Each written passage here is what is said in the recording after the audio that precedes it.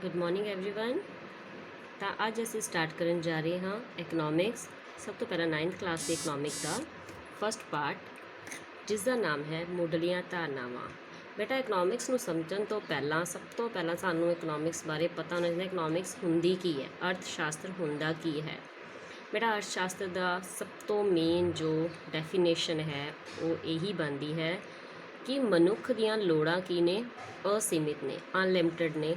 ਜਿੰਨੀਆਂ ਵੀ ਤੁਸੀਂ ਹੋਰ ਕਰੋਗੇ ਓਨੀਆਂ ਤੁਹਾਨੂੰ ਹੋਰ ਲੋੜਾਂ, ਇੱਕ ਚੀਜ਼ ਪੂਰੀ ਹੋਈ ਦੂਸਰੀ ਹੋਈ ਤੀਸਰੀ, ਤਾਂ ਤੁਹਾਡੀਆਂ ਇੰਨੀਆਂ ਲੋੜਾਂ ਵੱਧਦੀ ਜਾਂਦੀਆਂ, ਪਰ ਉਹਨਾਂ ਨੂੰ ਪੂਰਾ ਕਰਨ ਲਈ ਸਾਧਨ ਤੁਹਾਡੇ ਕੋਲ ਕੀ ਹੁੰਦੇ ਨੇ, ਸੀਮਿਤ ਹੁੰਦੇ ਨੇ।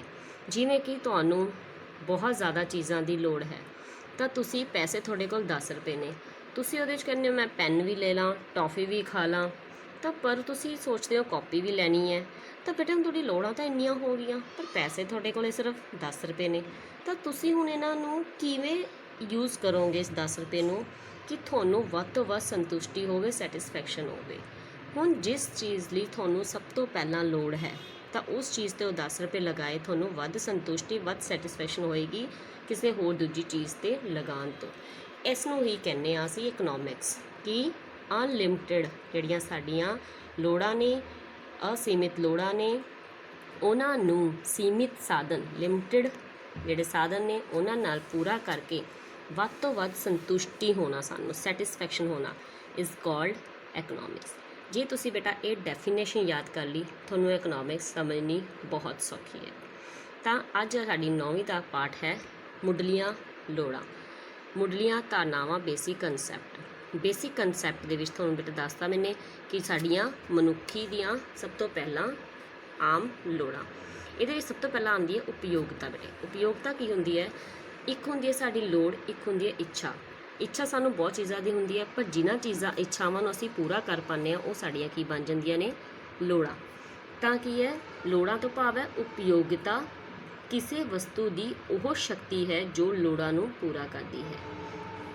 ਤਾਂ ਉਸ ਦੀ ਬੇਟਾ ਅੱਗੇ ਡੈਫੀਨੇਸ਼ਨ ਦਿੱਤੀ ਗਈ ਹੈ ਪ੍ਰੋਫੈਸਰ ਹਿਬਡਨ ਨੇ। ਉਪਯੋਗਤਾ ਕਿਸੇ ਵਸਤੂ ਦੀ ਉਹ ਸਮਰੱਥਾ ਹੈ ਜੋ ਲੋੜਾਂ ਨੂੰ ਸੰਤੁਸ਼ਟ ਕਰਦੀ ਹੈ।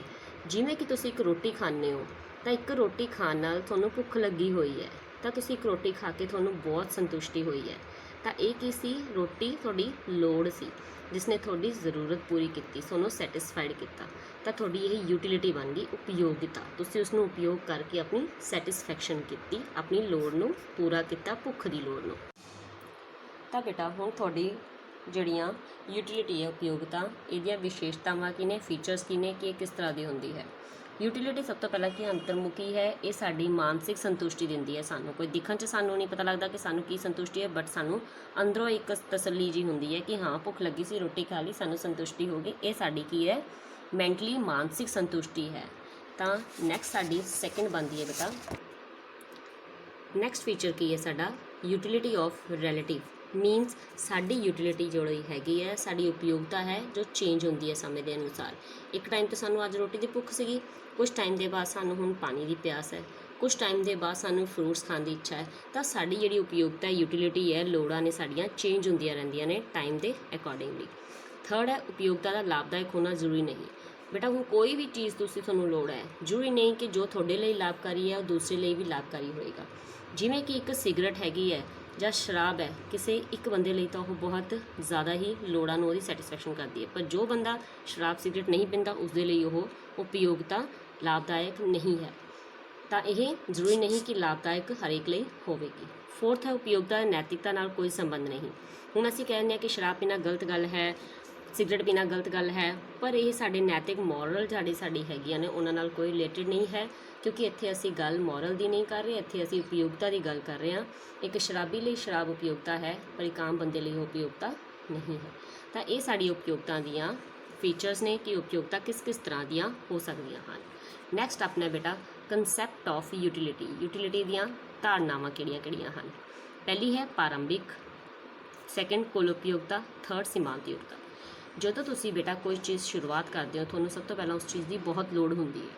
ਤੁਸੀਂ ਹੁਣ ਰੋਟੀ ਖਾਣ ਲੱਗੇ, ਭੁੱਖ ਲੱਗੀ ਹੋਈ ਹੈ ਬਹੁਤ, ਤੁਸੀਂ ਉਹਨੂੰ ਫਟਾਫਟ ਹੈਗਾ ਚੀਜ਼ ਮੈਨੂੰ ਮਿਲ ਜੇ, ਤਾਂ ਤੁਸੀਂ ਉਸ ਸਭ ਤੋਂ ਪਹਿਲਾਂ ਉਹ ਤੁਹਾਡੀ ਲੋੜ ਕੀ ਹੋਊਗੀ, ਇਨੀਸ਼ੀਅਲ ਉਪਯੋਗਤਾ, ਪ੍ਰਾਰੰਭਿਕ ਉਪਯੋਗਤਾ। ਫਿਰ ਤੁਸੀਂ 2 ਖਾਈਆਂ, ਤੁਹਾਨੂੰ ਹੋਰ ਭੁੱਖ ਘਟ ਗਈ, 3 ਖਾ ਲਈਆਂ, ਤਾਂ ਜੋ ਤੁਸੀਂ ਇੱਕ ਸੈਟੀਸਫਾਈਡ ਹੋ ਗਏ ਬਸ ਕਿ ਮੈਨੂੰ ਹੁਣ ਹੋਰ ਭੁੱਖ ਨਹੀਂ, ਉਹ ਤੁਹਾਡੀ ਕੀ ਹੋਗੀ, ਲਾਸਟ ਕਿਹੜੀ ਹੈ, ਟੋਟਲ ਯੂਟਿਲਿਟੀ ਹੋਗੀ। ਇੱਕ ਰੋਟੀ, ਦੂਸਰੀ ਰੋਟੀ, ਤੀਸਰੀ ਰੋਟੀ, ਇਹ ਮਿਲ ਕੇ ਤੁਹਾਡੀਆਂ ਕੀ ਹੈ 3 4 5 ਤੁਹਾਡੀ ਯੂਟਿਲਿਟੀ ਕੀ ਹੈ ਇੱਥੇ ਆ ਕੇ ਫਿਨਿਸ਼ ਹੋ ਗਈ। ਤੁਸੀਂ ਬਸ ਲਾਸਟ ਜਿਹੜੀ ਤੁਹਾਡੀ ਉਹ ਟੋਟਲ ਯੂਟਿਲਿਟੀ ਹੋਗੀ। ਤਾਂ ਉਸ ਤੋਂ ਬਾਅਦ ਜੇ ਤੁਹਾਨੂੰ ਹੋਰ ਕੋਈ ਕਵੇ ਕਿ ਇੱਕ ਰੋਟੀ ਹੋਰ ਵੱਧ ਖਾ ਲੈ ਬਟ ਤੁਹਾਨੂੰ ਭੁੱਖ ਨਹੀਂ ਹੈਗੀ, ਤਾਂ ਉਹ ਤੁਹਾਨੂੰ ਨੁਕਸਾਨ ਵੀ ਕਰੇਗੀ ਅਤੇ ਤੁਹਾਡੀ ਇੱਕ ਕਪੈਸਿਟੀ ਦੇ ਜ਼ਿਆਦਾ ਹੋਏਗੀ। ਤਾਂ ਉਸ ਨੂੰ ਅਸੀਂ ਕਹਿੰਦੇ ਹਾਂ ਸੀਮਾਂਤ ਉਪਯੋਗਤਾ। ਠੀਕ ਹੈ, ਅਤੇ ਹੁਣ ਸੀਮਾਂਤ ਉਪਯੋਗਤਾ ਦੀ ਆਪਾਂ ਜੇ ਡੈਫੀਨੇਸ਼ਨ ਦੀ ਗੱਲ ਕਰੀਏ, ਕਿਸੇ ਵਸਤੂ ਦੀ ਇੱਕ ਵਾਧੂ ਇਕਾਈ ਦਾ ਉਪਭੋਗ ਕਰਨ ਨਾਲ ਕੁੱਲ ਉਪਯੋਗਤਾ ਵਿੱਚ ਜੋ ਪਰਿਵਰਤਨ ਆਉਂਦਾ ਉਸਨੂੰ ਅਸੀਂ ਸੀਮਾਂਤ ਉਪਯੋਗਤਾ ਕਹਿੰਦੇ ਹਾਂ। ਮੀਨਸ ਇੱਕ ਐਕਸਟਰਾ ਚੀਜ਼ ਜੋ ਸਾਨੂੰ ਨਹੀਂ ਚਾਹੀਦੀ ਸੀ ਪਰ ਸਾਨੂੰ ਦਿੱਤੀ ਗਈ ਅਤੇ ਸਾਨੂੰ ਉਹ ਉਪਭੋਗ ਕਰਨੀ ਪਈ, ਕੰਜ਼ਿਊਮ ਕਰਨੀ ਪਈ, ਉਹ ਜਿਹੜਾ ਵਾਧਾ ਹੈ ਉਹ ਕੀ ਕਹਾਉਂਦਾ ਹੈ, ਸੀਮਾਂਤ ਉਪਯੋਗਤਾ। ਤਾਂ ਇਸ ਤਰ੍ਹਾਂ ਬੇਟਾ ਜਦੋਂ ਤੁਸੀਂ ਇੱਕ ਰੋਟੀ ਤੋਂ ਵੱਧ ਖਾ ਲਈ ਤੁਸੀਂ ਔਖੇ ਹੋਣ ਲੱਗ ਜਾਓਗੇ, ਤਾਂ ਤੁਹਾਨੂੰ ਇਹ ਫਾਇਦੇ ਦੀ ਜਗ੍ਹਾ ਨੁਕਸਾਨ ਕਰਨ ਲੱਗ ਜਾਏਗੀ। ਤਾਂ ਤੁਹਾਡੀ ਜਿਹੜੀ ਯੂਟਿਲਿਟੀ ਹੈ ਉਹ ਵੱਧਦੇ ਜ਼ੀਰੋ ਤੋਂ ਬਾਅਦ ਨੈਗੇਟਿਵ ਜਾਣੀ ਸ਼ੁਰੂ ਹੋ ਜਾਏਗੀ। ਹੁਣ ਇਸ ਤੋਂ ਬਾਅਦ ਤੁਹਾਨੂੰ ਕੀ ਹੈ, ਹੋਰ ਰੋਟੀ ਦੀ ਲੋੜ ਨਹੀਂ। ਇਹ ਤੁਹਾਡੀ ਕੀ ਕਹਾਏਗੀ ਫਿਰ, ਲਾ ਆਫ ਡਿਮਿਨਿਸ਼ਿੰਗ ਰਿਟਰਨ ਜਾਂ ਲਾ। ਨੈਕਸਟ ਬੇਟਾ ਟੌਪਿਕ ਹੈ ਵਸਤਾਂ ਜਾਂ ਗੁਡਸ। ਹੁਣ ਗੁਡਸ ਵੀ ਕੀ ਨੇ, ਜਿਹੜੀਆਂ ਤੁਹਾਡੀਆਂ ਚੀਜ਼ਾਂ ਤੁਹਾਡੀ ਜ਼ਰੂਰਤਾਂ ਨੂੰ ਪੂਰਾ ਕਰਦੀਆਂ ਨੇ ਉਹਨਾਂ ਨੂੰ ਅਸੀਂ ਕਹਿੰਦੇ ਗੁਡਸ। ਗੁਡਸ ਦੋ ਟਾਈਪ ਦੀਆਂ ਹੁੰਦੀਆਂ ਨੇ, ਇੱਕ ਮਟੀਰੀਅਲ ਗੁਡਸ, ਦੂਸਰੀਆਂ ਨਾਨ ਮਟੀਰੀਅਲ ਜਾਂ ਸਰਵਿਸਿਜ਼। ਭੌਤਿਕ ਗੁਡਸ ਬੇਟਾ ਕੀ ਹੁੰਦੀਆਂ ਨੇ, ਜਿਹੜੀਆਂ ਕਿ ਸਾਨੂੰ ਦਿਖਦੀਆਂ ਨੇ, ਪ੍ਰਤੱਖ ਰੂਪ ਵਿੱਚ ਦਿਖਦੀਆਂ ਨੇ ਸਾਡੀ ਲੋੜਾਂ ਨੂੰ ਪੂਰਾ ਕਰਨ ਲਈ, ਉਹ ਲੋੜਾਂ ਕੀ ਨੇ, ਭੌਤਿਕ ਵਸਤੂਆਂ। ਅਤੇ ਜੋ ਸਾਨੂੰ ਲੋੜਾਂ ਦਿਖਦੀਆਂ ਨਹੀਂ ਹੈਗੀਆਂ ਪਰ ਸਾਡੀ ਕਿਸੇ ਨਾ ਕਿਸੇ ਲੋੜ ਨੂੰ ਪੂਰਾ ਕਰ ਰਹੀਆਂ ਨੇ, ਉਹ ਹੁੰਦੀਆਂ ਨੇ ਅਭੌਤਿਕ ਜਾਂ ਨਾਨ ਮਟੀਰੀਅਲ ਗੁਡਸ ਜਾਂ ਸਰਵਿਸਿਜ਼।